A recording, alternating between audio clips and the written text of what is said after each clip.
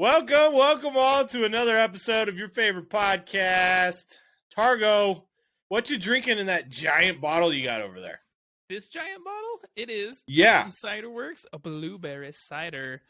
Ooh. Wife got a few of these, and they're ginormous and taste like juice. Yeah, the thing's bigger than your head. Yeah, that's what she said. Yeah, I'm drinking Black Daylight Bourbon Barrel Aged Vanilla Stout from Lumberbeard Brewing. This thing is 14.2%. Ooh. So we're gonna have some fun. Ooh, Speaking of fun, this is a Imperial Stout aged in whiskey barrels from Dry Fly Distilling for 18 months, and then finished with a fuck ton of vanilla beans. That's what it says on the can, huh? Literally right here. Fuck ton. Anyways, those are our brews. Let's get to some banter. Welcome to Brews and Banter. Make sure to check us out on all of our social media sites. TikTok, Instagram, Facebook. Check out our Facebook group. Make sure to like and subscribe. Hit the bell notifications on YouTube. Make sure to check us out on all podcast platforms. And last but not least, please check us out on Redbubble. We got some merch going on over there. It's pretty awesome. Help us continue to do this and make it all better. Targo, this is the week of the 9th through the 15th. Happy Valentine's Day, my friend. I love you. Happy Valentine's Day. Anyways, speaking of no love lost, English Premier League on the 11th, we got a London Derby, West Ham versus Chelsea. You got a team that's close to the bottom, starting to make their way up, had a couple of signings, and then a team who's mid-table and just signed 156 players for $1 billion. Just How do you see this one going? Just about. This is a team of, Chelsea. They have a great defense, I will say, but they cannot score a goal to save them lives. And then West Ham, a little bit of a leaky defense there, but they can score some goals. So we'll see. I mean, Chelsea right now, they're a bunch of players, not a team. So we'll see if Graham Potter can get them going as a team. Some might say it's two. Two teams, yeah. So I think How do you see this one going? I think this one's going to be a draw. A draw. Huh? Not the luck of one, but just a draw. It's like kissing your sister, man. Fun fact. Not my sister. I don't got a sister. I don't either. You have a brother, so you... Euro trip. Euro trip is fun. Anyways, I think West Ham have a lot of quality, but are leaky. Chelsea can't score goals. However, Graham Potter's a good enough coach. I think, despite David Moyes getting his team to play better, I think this one ends 1-0 to Chelsea.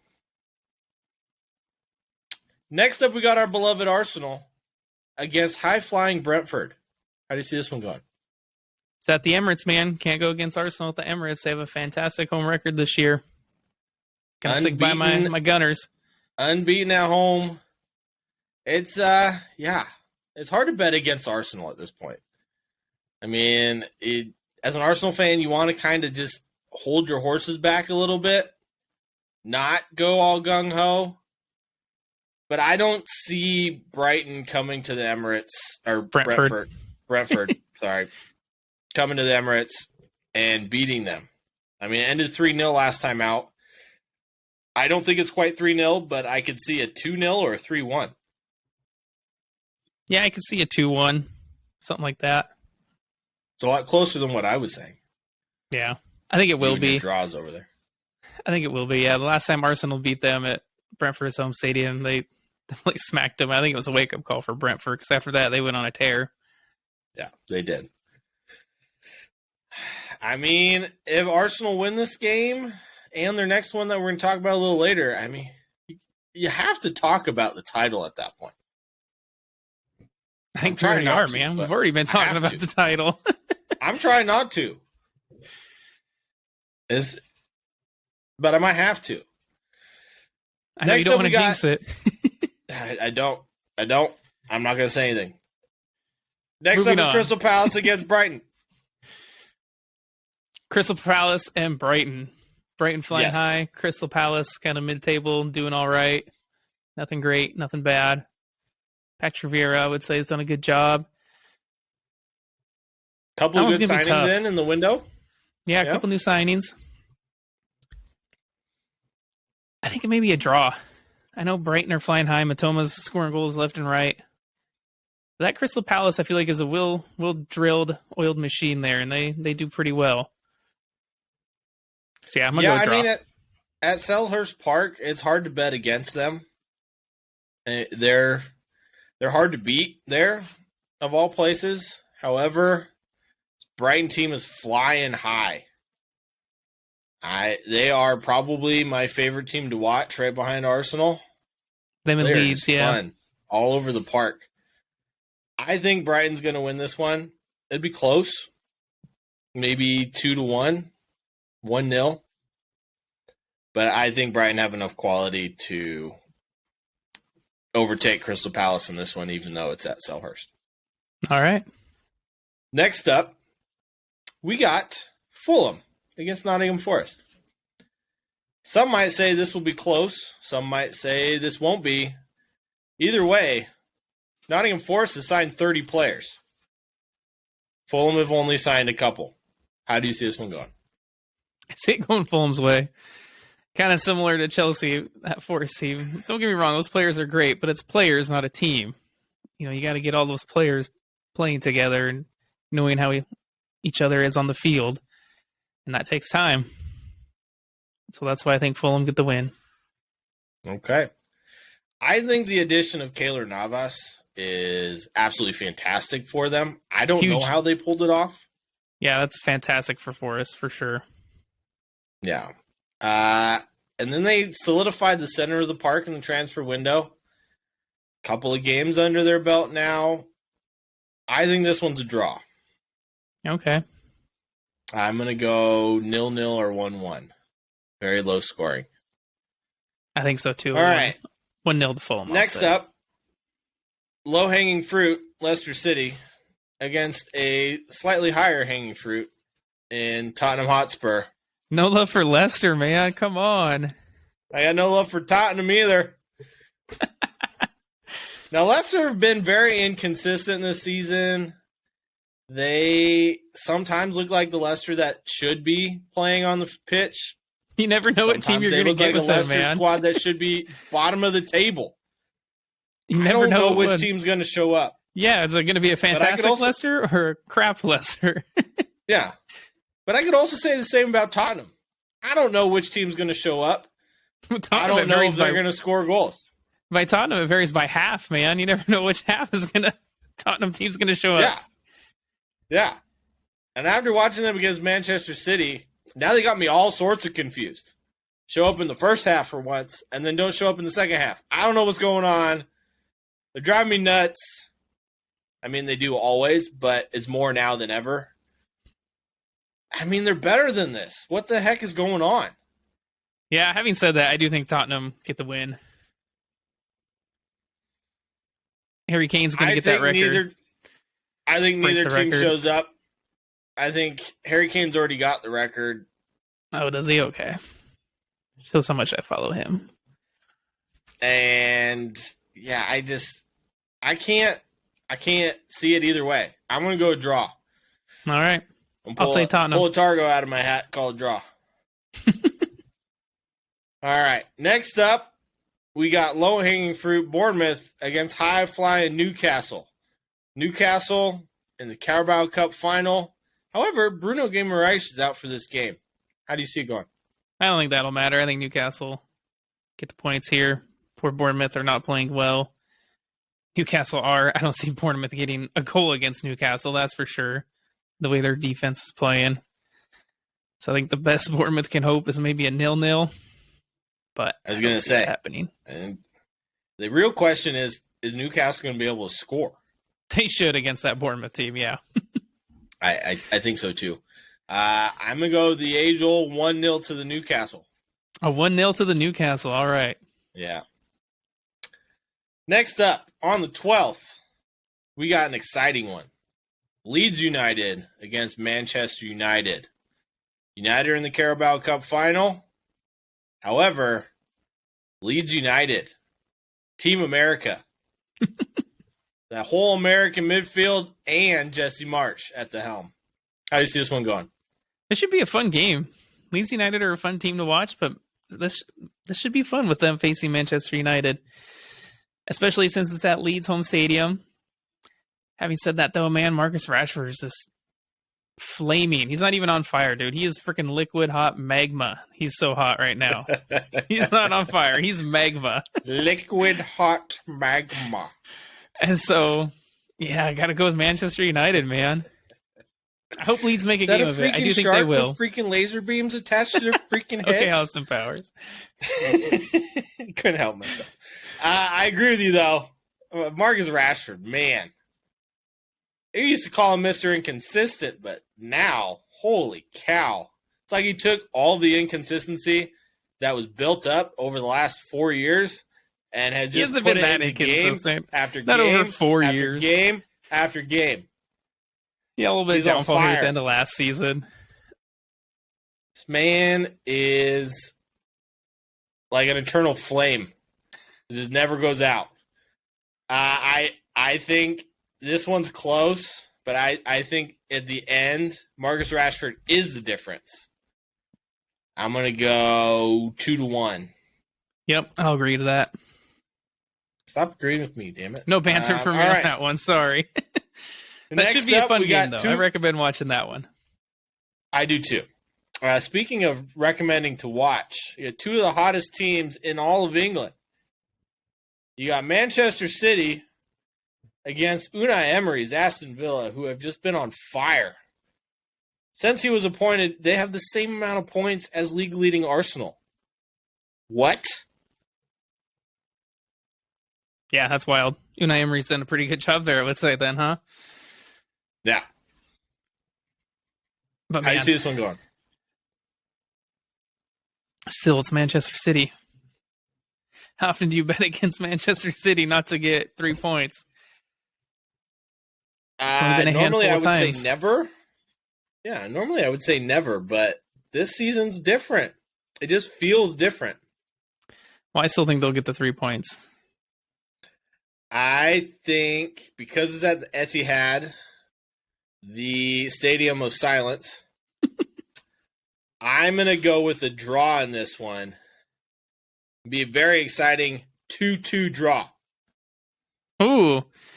Well, hopefully they find some fans. Sounds like that could be a good game. Yeah. You just hear a woohoo.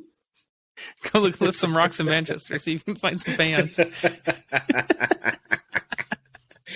All right, next up on the 13th, we got the Merseyside Derby. Liverpool against Everton. This one's at Anfield, however. These teams both suck right now. I'm just going to be blunt. I'm going to be blunt. They both suck. So which team is going to suck less? Well, we'll see. Maybe Sean Dyche can do something there. The new manager bounce. But against Liverpool at Anfield, I don't think that will happen. Yeah, I mean, I don't know what to say. I want to pick Liverpool, but they've been so bad. I don't know what to say. This game has literally rendered me speechless.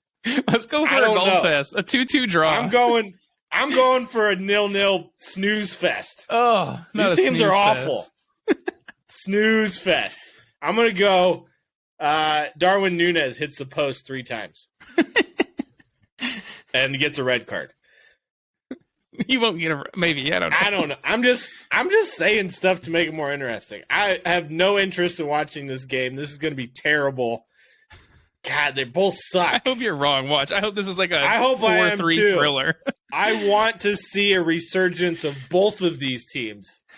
But right now, God, it's hard for me to watch them. I'm still going 0-0 draw. I hope I'm wrong and you're right with a 4-3 win for somebody. I don't even care who it is. All right. On the 15th, my brother's birthday. What's up, Jake? Happy birthday, Jake. We got the biggest game of the season. Arsenal at home against second place Manchester City. Whew! We've been waiting a long time for this one. Yeah, this one's going to be nerve-wracking. That's for sure for Arsenal fans. Got a glimpse of it at the FA Cup, where Arsenal lost 1-0 to Man City. But this one's at the Emirates, and you know Arteta's going to start a strong starting lineup versus what he did at the FA Cup. So this could be fun. This is going to be a fun game, man. I agree. However, the fact that Arsenal were the better team after 6 changes in the FA Cup and City started essentially their entire starting lineup minus Ederson, I think that this game is only going to go one way and one way only. The team that's flying high, that is just running over everybody. I think Arsenal, because they're at home, honestly, pulls this one out and opens up a gap that I don't know if Manchester City can recover from. Spoken like a true Arsenal fan, I'm going to say this is going to end in a draw. Spoken like a true Arsenal fan. That should be Arteta's goal, is just to not lose this game. I think it's at home. I don't think he tries for a draw. I don't think he tries, but I mean, in the back of your head, that's always like, just don't lose. And they can't gain ground. Yes and no. I just think, especially with the loss of João Cancelo, I don't think the City side can keep Arsenal out of the net as much as Arsenal can keep City out of the net. I mean, Erling Haaland did not look good in that FA Cup game against Arsenal. William Saliba, you can take him out of your pocket now. But, man, Arsenal with, like, not even their front four playing. They only had Saka and Nketiah. I think that this well-oiled machine runs over what we usually call the well-oiled machine. But I hope you're right, but yeah, I think I see a draw coming. You know, at some point, I got to start getting more confident about Arsenal this season. This is the game. I'm picking now. I'm picking now. Anyways, I got to calm down a little bit. I'm a little excited. Let's move on. So let's fly over to Germany. Let's go to the Bundesliga. We got, on the 11th, we got Werder Bremen against Dortmund. Dortmund, man, they're moving up the table. So hopefully they can keep doing that. Yeah. Bayern Munich's been struggling of late. However, the transfer window they had, man. Jan Sommer, Daley Blind, João Cancelo, who arguably, in my opinion, is the best signing of the transfer window. Spoiler alert. I don't see Dortmund not winning this game. I'll tell you that. Well, we'll see, man. Speaking of Bayern Munich, we got Bayern Munich against VfL. Was it Bochum? I don't know. Bochum. I'm butchering it. Either way. Yeah, it's Bochum. I think. Okay. Thank you for correcting me before I just completely lost myself. Now I'll have to go play them on FIFA so I can figure out how to pronounce their name. There you go. That's the way to do it. I'd see Bayern Munich winning this one. They're at home. Yeah, Bochum's not doing well this season, so yeah. Yeah. Anyways, moving on. Next up, we got a very exciting game. RB Leipzig against Union Berlin. Yeah, both those teams fighting for that second place spot, so this could be a big decider there. Yeah, and I mean, I think this is not for either team. I think this is more of a, more important game for Bayern Munich, honestly. This could be, if a game ends in a draw and Bayern Munich wins, that's 2 points gained on the rest of the field there. Yeah. Yeah, it could be. Could be. That'll be a fun one. Definitely. You can catch that one on ESPN2. Make sure you check into it and let us know what you think. On the 12th, we got Cologne against Eintracht Frankfurt. Cologne's been giving teams problems. I mean, the draw against Bayern Munich, But Frankfurt, man, Kolomwani's been on fire. He's a stud this season, man. I'm excited to He's been see playing which real team well. goes for him in the summer. I hope some big team goes for him. I hope so, Definitely too. has the talent and the skill. Yeah. I could see a potentially like a Manchester City going for him as more of a Mahrez replacement. Fits that system. Potentially. Heard it here, folks. Anyways, let's fly off to Spain, where we got a couple of interesting matches. Let me hear it, Targo. Yeah, so in Spain on the 12th of February, we have Celta Vigo versus Atletico Madrid. So Atletico, they're playing pretty well, so we'll see how they do. Got a couple wins here. And then we have Villarreal versus Barcelona. Barca, man, they're squeaking out some wins. These 1-0s, these 2-1s. If you would have told me, if you would have told me at the beginning of the season that this Barcelona team, with the defense that they have, would let in the least amount of goals in all of Europe, I would have laughed in your face, asked you what you were smoking, and asked for some of it myself. Because their defense has been fantastic, man. No way I would have predicted that. Holy cow, is their defense good this year? It is. What an amazing stellar job. Xavi has done a fantastic job with that team. Yeah. However, but Villarreal, they're no slouches. They're up there at the top of the table as well. So this will be a test for that Barcelona team. Honestly, I think this one might end in a draw. We'll see. I think so too. Villarreal beat Real Madrid at home. Not Madrid at home, but Villarreal at home. So I think this is a tricky one for Barcelona. They lose this one, gives Madrid a chance to catch up. Yeah. Yeah, it will. And speaking of Madrid, we have Real Madrid versus Elche on the 15th of February. So Elche, they're rock bottom, man. 0 wins. I'm guessing they don't get that win against Real Madrid. Not at the Bernabeu. I don't. So on paper, this is a easy one to call. Slaughterhouse? We'll see, though. We'll see. All right. Let's fly over to the Serie A in Italy. Man, there's lots of stuff happening in the Serie A. Lord knows. I mean, the title pretty much is going one way, but we'll see what the rest of the table does. I don't have any idea. Yeah, the Serie A is pretty much done and dusted, I would say. Napoli running away with it. However, teams at the top are struggling right now, besides Napoli. Speaking of that, besides Napoli, on the 10th, we got AC Milan against Torino. AC Milan, man, they've been letting in a lot of goals, which is good if you're neutral. They might be the best, most inconsistent team in all of Europe this season. Yeah, and Torino, they're kind of sitting mid-table, so this could be a test for Milan. This isn't going to be a walkover. I mean, they've certainly lost against less, so like I said, they're letting in goals. So Torino will definitely fancy their chances. I would if I was Torino, and they're not a bad squad. All right, game to watch on the 11th. We got Lazio against Atalanta. In previous years, this game was top 5, both teams. This year, not so much. Oh, they're still up there at the top of the table, both those teams, since, the falling of Juve. So this could be a good one. We'll see. I'm not sure. They're close, man, so we'll see how this one goes.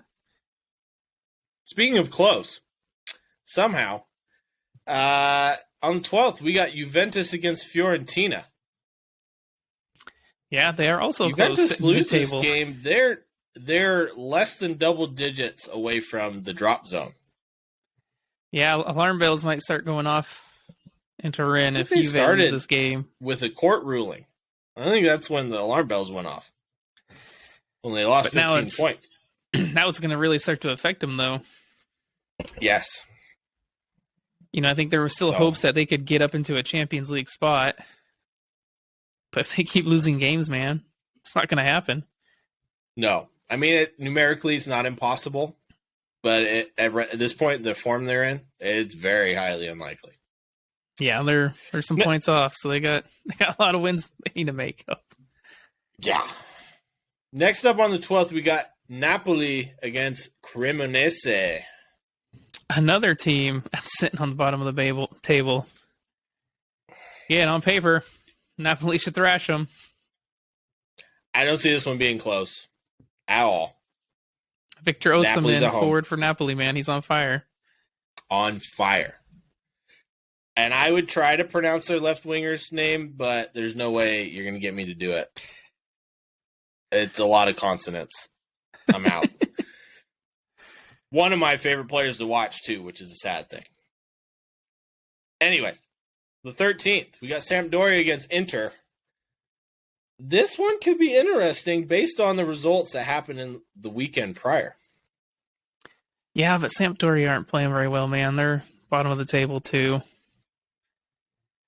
Inter, man, they need some wins to kind of solidify that second place finish. Yeah, so especially with the way AC Milan's been playing. So, and Lautaro Martinez has been playing pretty well, scoring some goals. About time. Argentina probably could have used that a little more in the World Cup, but I'm glad he's doing it now.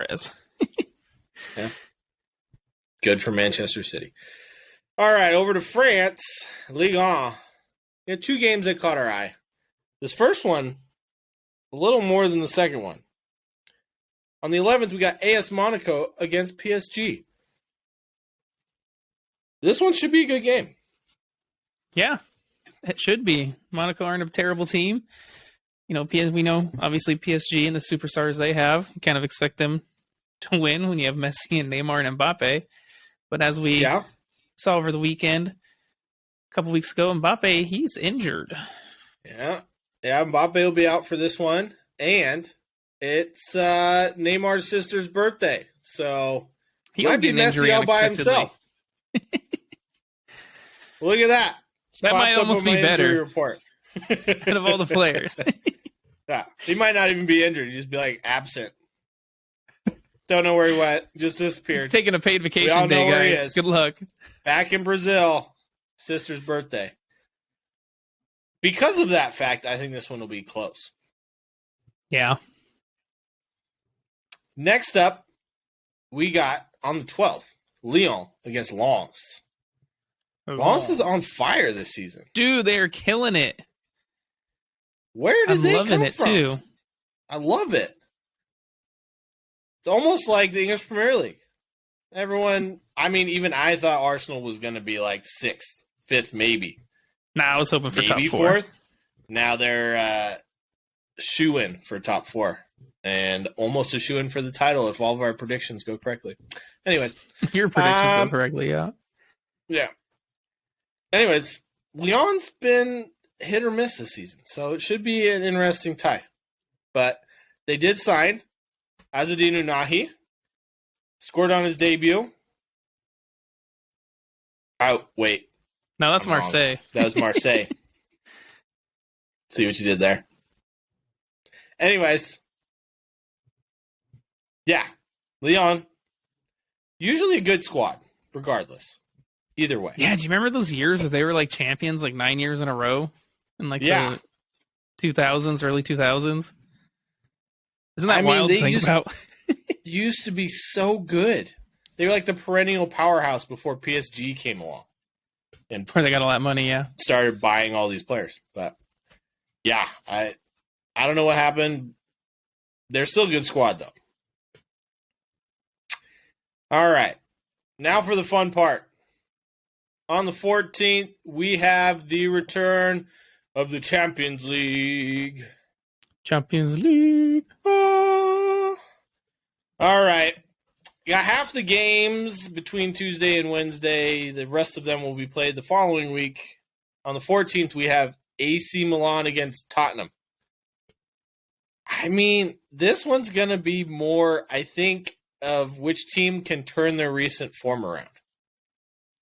Yeah, we'll see. Maybe Antonio Conte, man, maybe he's better in the Champions League than the Premier League. I don't know. I think there'll be a lot of goals in that tie. Yeah. AC Milan Could be. conceding goals. Tottenham's been conceding some goals, so that could be And a both bit of a goal teams fest there. Both teams can score for fun if they want to. However, I think AC Milan have the quality going forward. It's because you hate Tottenham. Tottenham has one of the best strikers in the world, in Harry Kane, and you're saying AC Milan are better going forward? Let me correct you. They have 2. Don't forget Heung-min Son. However, they don't have Rafael Leao. They don't have King Oli, Olivier Giroud, who always seems to score, no matter how much he actually moves. I love watching the AC Milan, and I hate Tottenham. So there's my reasoning. Call me biased. You're biased. Thank you. I really do, though. Unbiasedly, I think AC Milan have a better squad. I think they pull this one out. It's at home. First leg's always the most important. I think if they can keep Tottenham to maybe 1 goal, then I think they pull this one out and make it hard for Tottenham at Tottenham Stadium. I think Tottenham, overall on this tie, I think Tottenham go through the next round. AC Milan, man, they've been letting in too many goals. I mean, against, like Sassuolo, Lazio, at least Tottenham, when they get thrashed, it's by Manchester City, one of the best teams in the world. No offense to Sassuolo, but they're not Manchester City. Sorry. I had to pull a Theo Walcott there for a second. Okay. Next Tottenham up to the tie that I'm honestly most excited about. Yeah, this is going to be a good one. PSG against Bayern Munich. This one, a lot of fans are going to say this has an asterisk because Mbappe's out. Unless miraculously... Dude, you still got Lionel Messi, though. They do. But this is Bayern Munich, a team that PSG has notoriously struggled against. They lost to them in the final, didn't they, a couple years ago? Yeah.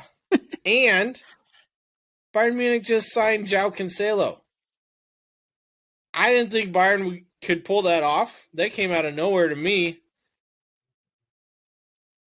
They need Sadio Mane back. Yeah. Do you know if Sadio Mane is going to play in these games? He should. I know he's in training. I think if Sadio Mane plays, that could be the difference maker for Bayern Munich. Because they have struggled going forward. And then, a PSG attack with Lionel Messi, Neymar. It's hard to keep them out of the back of the net. Yeah. Seems like Messi really shines in the Champions League as well. I think this one ends 2-2. That'll be a fun game then. I hope it does. Yes. And then ultimately, it will be in Munich to decide that one. All right. An equally interesting tie. However, not as hyped up. You got Dortmund against Chelsea. Chelsea registered, of their 5,000 signings, João Felix, Enzo Fernandez, and Mihajlo Mudryk. Is that a shock to you? No. Really? I know they left out Aubameyang. And Badiashile. He's looked pretty good too from what I've seen from him, but... Yeah. That one was the shock. You got to go with your big money moves, man. I understand. It's over $200 million worth of players right there. You got to sign them up. The amount of players they have going forward, there's no way in hell that they're going to be able to start all of them. No. Or even play all of them, for that matter. That's the difficult part for Graham Potter. The real question of this tie is, can Dortmund's leaky defense keep out a Chelsea attack that hasn't clicked yet? I don't know if they can. I was just thinking that, because Chelsea have struggled going forward, but yeah, Dortmund has a leaky defense, man. Very. And it's not like nice goals, they're ugly. They're simple mistakes. So I almost want to give the edge to Chelsea. I agree. I hate it. Because I love watching Dortmund. To them, yeah. This is not me hating on Chelsea because I don't like Chelsea. This is I love Dortmund. Love watching them. I love their fans. I just don't think their defense is good. And I think ultimately that's their downfall. Next up, Club Brews against Benfica. Now, this is a Benfica without Enzo Fernandez. However, he's only played 26 games for them, or only did. So yeah, they just signed know him how to deal without it. This past summer, Yeah. So I think Benfica get the win on that one. They have a good squad. I think Benfica, when they got this draw, were like, yes. Yeah. No big guns. They play each other. January transfer window just happened. We got time to settle the squad and play a team that almost every team probably wished they got. I don't think this one's very close by the end of the 2 legs. Yep. Sorry, Club Brugge. All right. Now this is where ultimately the fun part begins. Because I've heard a lot of rumors of people saying the Europa League is going to be more fun to watch than the Champions League. There are a lot of good teams in the Europa League. Holy cow. Maybe this is the only way Juventus actually gets into Europe this season. But I don't see it. All right. First up, we got Ajax against Union Berlin. Ajax not doing so hot this season. Union Berlin on fire. Yeah. Yeah, Union Berlin, man, they're right there near the top of the Bundesliga. Like you said, Ajax struggling. Got to give it to Union Berlin. Yeah, I think Union Berlin surprised a lot of people and pulled this one out. However, it's hard for me to write off an Ajax squad that always seems to do something in Europe. They do, yeah. Hard for me to write I think it'll be close. I don't think it'll be a blowout. I don't either. But it'll be definitely interesting to watch. Speaking of interesting to watch, the tie of the round. Barcelona against Manchester United. Ooh, this is going to be a good one. The team that doesn't let in goals against a team that can't stop scoring. I don't know which way this one's going to go, man. This is going to be good, is all I know. Yeah. Does this seem like the unstoppable force against an immovable object? Sort of, yeah. I think it does. I mean, this first leg's at Camp Nou. Maybe United goes a little bit more defensive there, looks for the counterattack. I think so too, which, as we've seen at times this season, kind of bites them in the ass.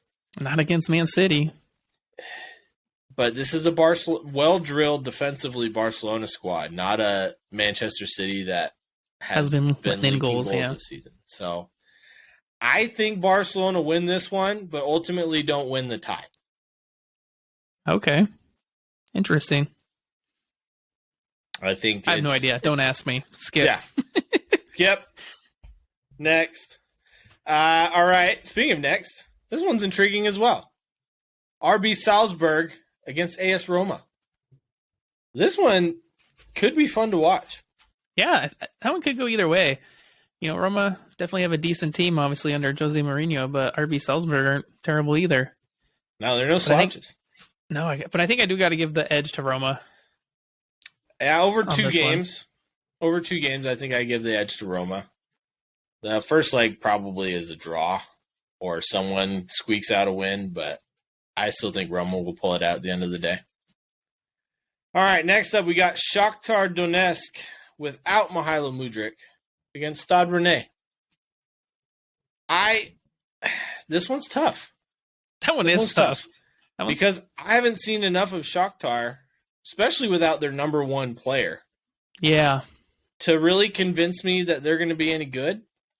But I also haven't seen enough of Stade Rennais.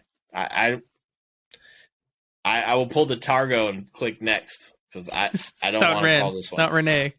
Yeah, Ren, whatever. And to think I took French FIFA, man. And to think I took French for 7 years and still get it wrong. It's nuts. Did you really? Yeah. All right. It doesn't Bayern show. Leverkusen against AS Monaco. I think this one is probably my underrated match of the round. Dude, Leverkusen have been playing pretty good in the Bundesliga. They're fun to watch. I want to give them this tie. Xavi Alonso, man. Yep. This one's tough for me. AS Monaco is always so good. They're like Benfica. They always sell everybody and then are just as good right afterwards. I don't get it. Their recruiting system is fantastic. Leverkusen's got a lot of potential all over the pitch. I'm just going to say Monaco, just because I know you're going to... Just to be different? No. All right. Well, this one could go either way. All right, speaking of Juventus against FC.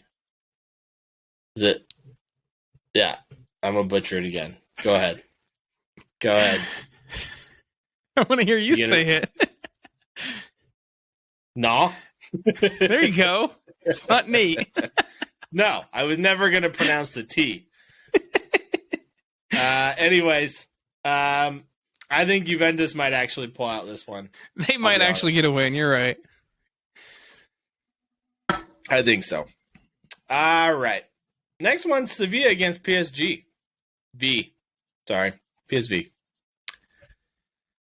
I don't know. PSV been doing all right. Yeah. Eredivisie. And Sevilla have not been playing very well in La Liga. They are in a bit of a upswing, so that's good for them. Mm-hmm. So I have no idea. Could go either way. I haven't seen PSV play since they sold Cody Gakpo.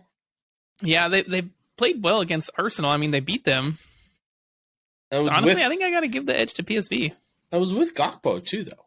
It was with Gakpo, yeah. Sevilla always does well. No matter how they do in the league, they always do well in Europe. And I don't think it's that year. I picked them as one of my favorites. You picked them to win, so you better pick them in the slate. I said if it wasn't Arsenal, okay? I picked Arsenal to win. Thank you. Get out of here. Okay. All right. Next one, Sporting against FC Midtjylland. Yes, I know how to pronounce that one. Sporting, yeah. Got to give it to them. I know. I want to root for the underdog because they've been playing very well this season. Surprising a lot of teams. However, I got to go with Sporting as well. Right? Too much quality all over the pitch. So. Yep. All right. Switching gears. The Premier League spent $1 billion in the transfer window. The La Liga president has come out and said the Premier League are cheaters and dopers. After the January transfer window. It's the first time the Premier League's ever spent $1 billion. Granted, Chelsea are responsible for 37% of that. I feel like it's higher than that for some reason. Didn't they spend almost $800 million? But Chelsea spent... Oh, no, this is just the January transfer window. Oh, just January, okay. Yeah. But Chelsea themselves spent more than the Bundesliga, La Liga, Serie A, and Ligue 1 combined. That's wild. Yeah. So Javier Tebas, the La Liga president, came out and said that UEFA should do more about transfers and the amount of spending that the English clubs are allowed to do. What do you think about this? Kind of agree with them. They are kind of becoming a super league, the Premier League. They're getting all these TV deals, and they're raking in the money. Even, teams like Wolverhampton and West Ham, Crystal Palace, those teams can outspend a majority of the teams in La Liga, unless you're Real Madrid or Barcelona. And so it is kind of creating a disparity between the leagues, not necessarily within England, but definitely between the leagues. I think it's England against the world. Yeah, I think you're right about the Super League. I mean, here's just some data. Over COVID, the Premier League and the Championship, which are the two top leagues in England, They lost 3 billion euros in revenue. The Spanish league only lost 250 million. The whole league. It doesn't make any sense that the Spanish teams would struggle to spend money after losing only 250 million, but the Premier League teams, after losing 3 billion, would be able to spend $1 billion. Well, you got to look at it this way, man. So in the Premier League, they lost 3 billion, but their revenue is 10 billion. Versus in La Liga, they lost what? You said 250 million? Yeah. But then their revenue is only 500 million. Yeah. I mean, and so that's shareholders in the Premier League and the Championship put back in 3.5 billion after the pandemic, and shareholders in Spain put in 450. But the reason why La Liga president has such an issue with this is because these teams are injecting money. I mean, their revenue streams, you're right. The revenue streams and their turnover is the lowest team in the Premier League is almost as much as an Atletico Madrid. Yeah. Like, it's insane. Which is why I tend to agree with him as well. I mean, you can't have a league that just buys all the best players. I mean, granted, you will get those players that think that Barcelona and Real Madrid are more attractive because of history. But, I mean, money talks eventually. I mean, these players have families to think about. I mean, yeah, you kind of think of Oscar when he left Chelsea to go to China. Yeah. Or Alex Song leaving Arsenal to go to Barcelona. Straight out, came out to the media and said, you know what? When I heard Barcelona were coming, I accepted the offer immediately because I knew it would set me up for life. I respect that. I do, but it also, as a club fan, it also, kind of irritates you. Well, 100%. A player says that about your club. But 100%. However, especially when you're already making millions. As a player from Cameroon who grew up, with next to nothing, that kind of money makes a huge difference. I mean, he's setting up his family for life. Also why I have so much respect for Sadio Mane. Yeah, really do, yeah. But yeah, I mean, those who don't know, Sadio Mane doesn't buy flashy cars or watches. He builds schools and hospitals in his home country. But those are our thoughts. Let us know. Check out our Facebook group and join in on the discussion. Let us know what you think of all of this. Is the Premier League becoming a Super League? Or is it just teams with more money and billion-dollar owners that just want to inject some cash into their club? Who knows? Yeah, this is kind of more recent, like within the past few years. I don't think it'll be like, imagine in another few years how much more money the Premier League could have. Oh, I don't want to know. It'd be crazy. Speaking of money and being thrown at teams, in light of all that, let's talk about the winners and losers of the January transfer window. We've had some time. We've had some time to digest what happened and the craziness of it all. I would like to do a shout out to Fabrizio Romano. That man works harder than anybody, gets news before anybody. So, Targo, let's go with your biggest losers. My biggest losers of the transfer window. All right. You want me to start from number 1 or number 4? Surprise me. I'll start at number 4. I'm going to go with Barca. Yes, they're top of La Liga. They're a few points clear there. But they didn't bring anyone in, man. They didn't bring anyone to solidify that Barcelona squad. And they let a couple players leave. Memphis Depay left for $4 million to Atletico, to a rival. And then Hector Bellerin left for $1 million. And then potentially $1 million in add-ons. So yeah, it's not terrible. Like I said, that's why they're my number 4. But they didn't bring any reinforcements. And that could come back to bite them if injuries start happening. I mean, arguably, I think Barcelona are probably the worst ran financially club in the world. Can you imagine getting Memphis Depay for $4 million? Oh, it'd be fantastic. But can you imagine being a team that has a salary cap that keeps signing players but still can't register them because they're spending too much? But they can't get rid of players. Yeah. Makes no sense. And then my number 3 loser, it's not a team, it's the league, Serie A. Woo! They had the lowest spending. What's that? Said throwing cold cuts on Italy. Yeah, man. They had the lowest spending for a January transfer window since 2006. 2006, man. That's 18 years ago. Is that right? 17. Almost 17, yeah. That's a long time.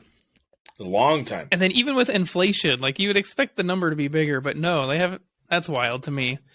Yeah, so yeah, a lot of teams. Inflation has risen transfers 450% since then. And they still spent less.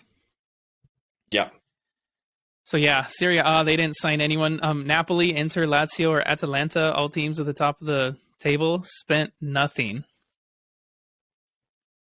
So that's pretty wild. I mean, I think maybe it has to do with, again, the pandemic and those investigations coming in on some of those teams. Definitely affected that. But yeah. Yeah. Do you think this is a case of everybody's scared because of what Juve did? Almost. Yeah, that's where Juve got hit with the stick on that one. I mean, there are other teams involved, obviously, with those kind of scandals, but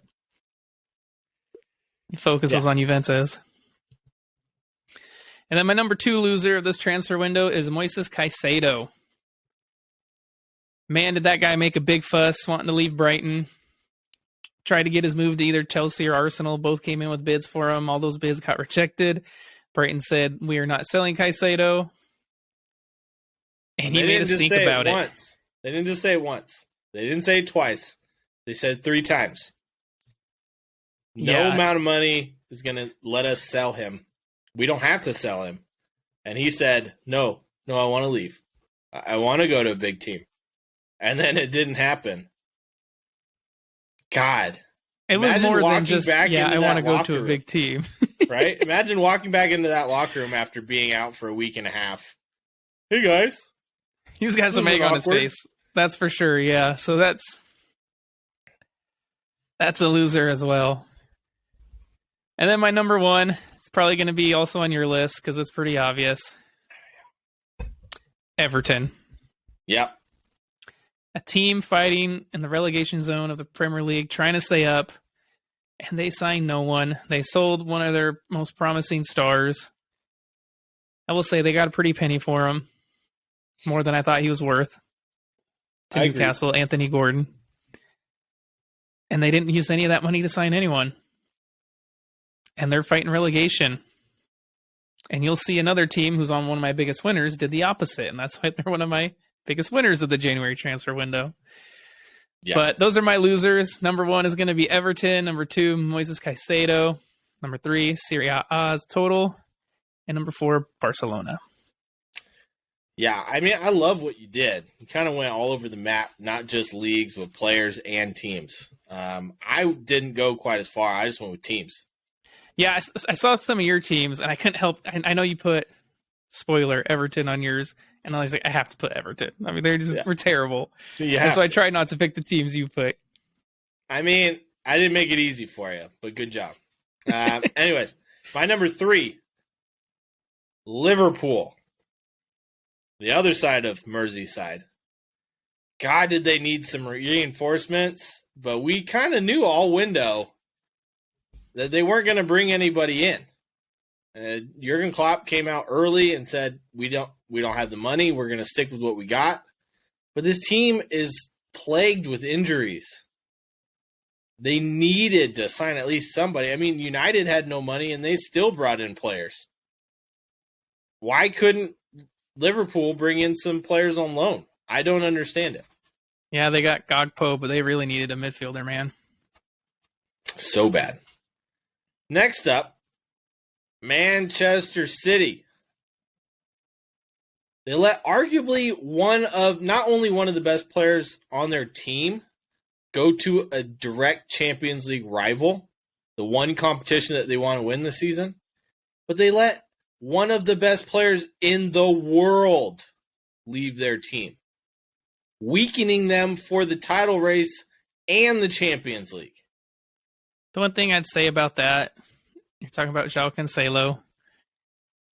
I feel like he hasn't been performing well since the World Cup, or even at the World Cup. I mean, one might argue that it's because he's been unhappy. That's why he left. I think Pep's not quite playing him quite as much as he'd like to be played. No. I mean, the up and coming Rico Lewis kind of taking his spot. However, it's João Cancelo. Like, this man, we've already seen it for Bayern. It's only played in 2 games. He's on fire. That's what we're used to seeing. But he's only out on loan, right? Yeah. So there you go. He'll be happy, come back happy, and play good for Man City, maybe. To me, it makes no sense, especially when Manchester City need their entire squad to try to catch Arsenal and then to try to win the Champions League at the same time. Yeah, definitely a great pickup for Bayern Munich, though. 100%. And lastly, your number 2, I picked Everton. It wasn't because they didn't try to sign players after letting... Everton were my number 1. Everton were my number 1. They were terrible. Oh, yeah.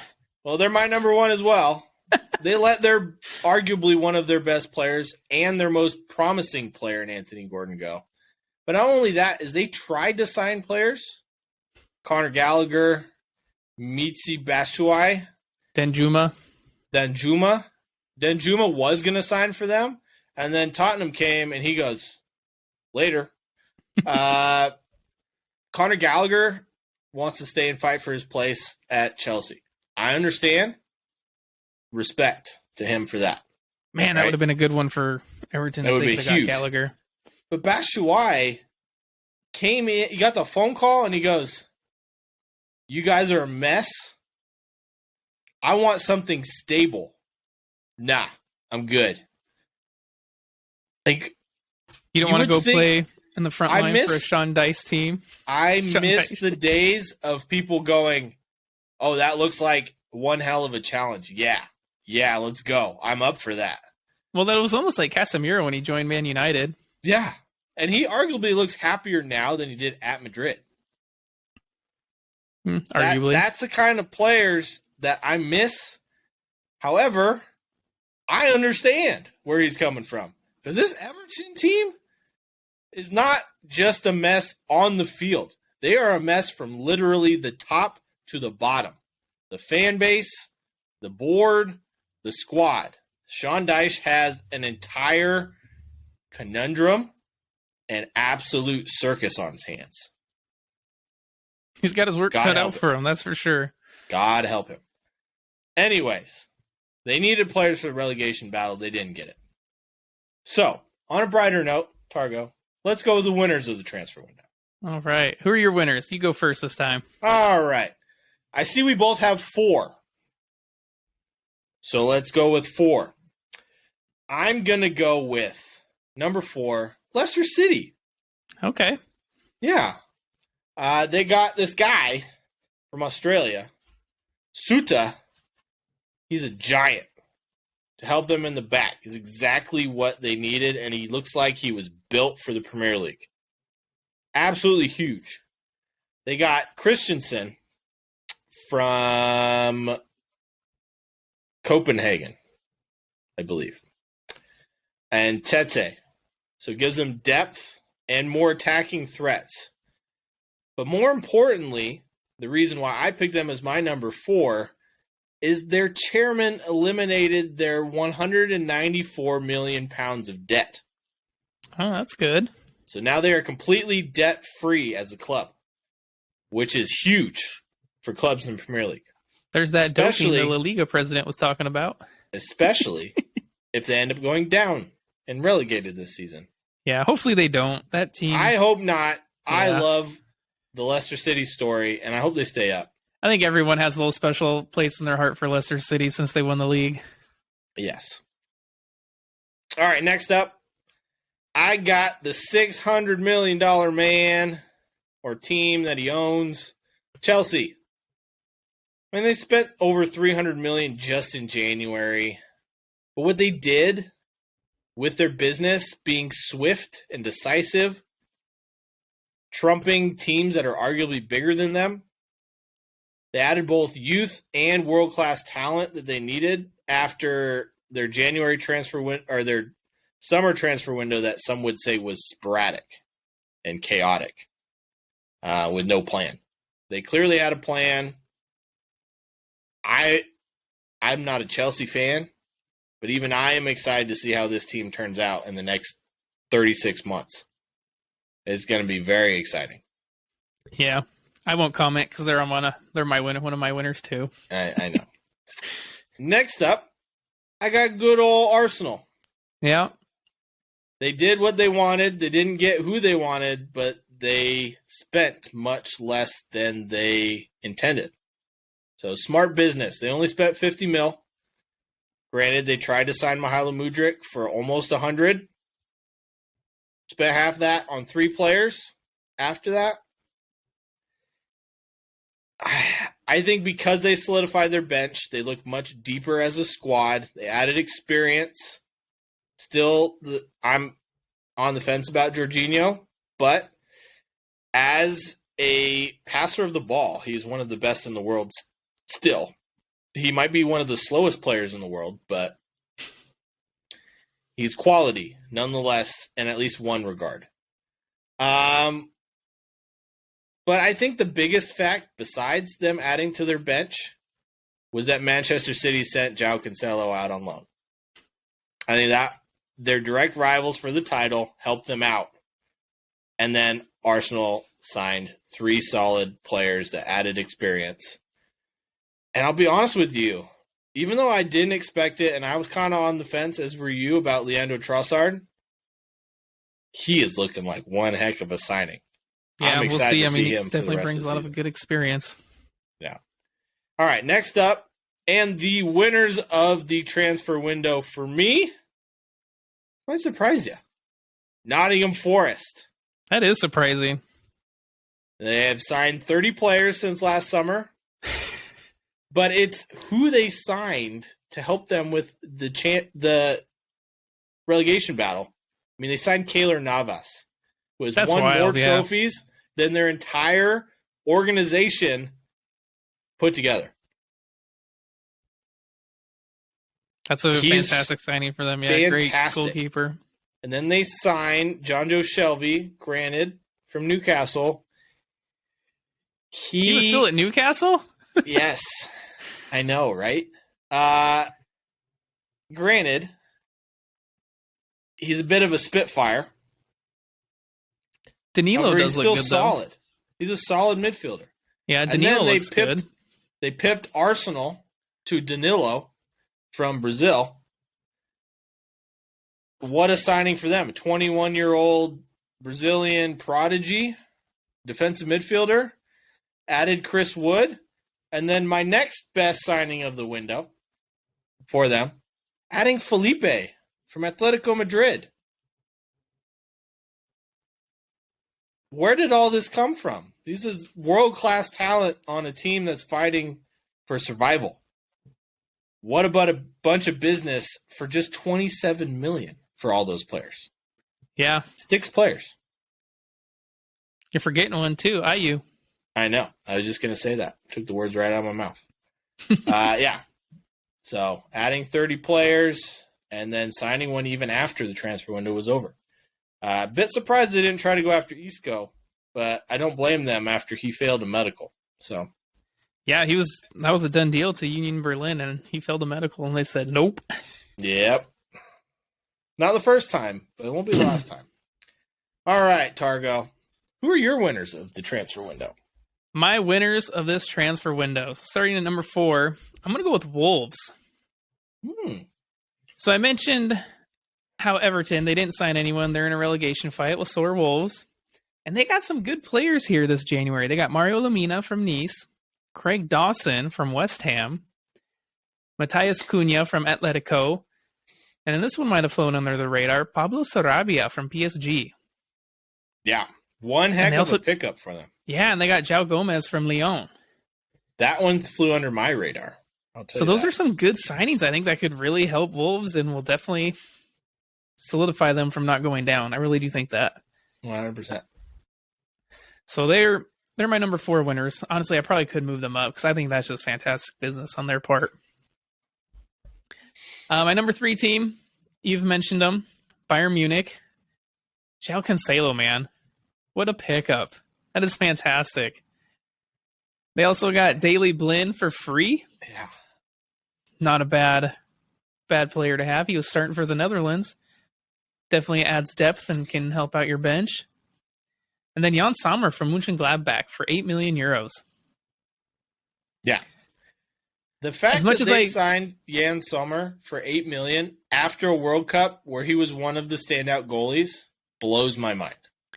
Yeah, it's kind of great for Bayern, but if you're not a Bayern fan, you're kind of like, because it's like, wow, their goalie gets hurt, and then they just go out and pick which team in the Bundesliga they want to get their backup goalie from. Yeah, arguably any the other best team, next best goalie in the Bundesliga.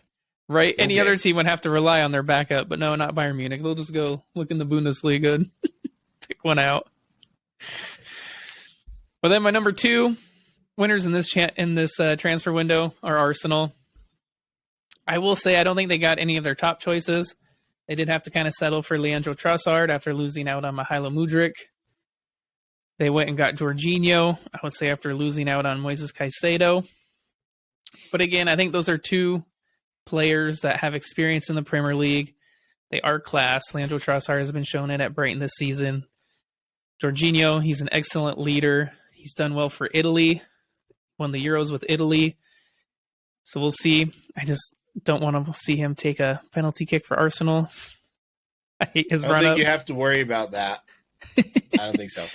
And then, as you mentioned, Jakub Kivior, I think he'll add depth. He's very versatile, can play center back, defensive midfield. So not a bad signing. We'll see. He's young. We'll see how he develops. Yeah, I mean, apparently Arteta's been trying to sign him for the last 2 years. Yeah, he's been a big fan of Jorginho. Oh, I was talking about Jakub Kivior. Oh, Kivior. Okay. Yeah. Yeah. Apparently, according to Fabrizio Romano, they had an agreement in place a year and a half ago.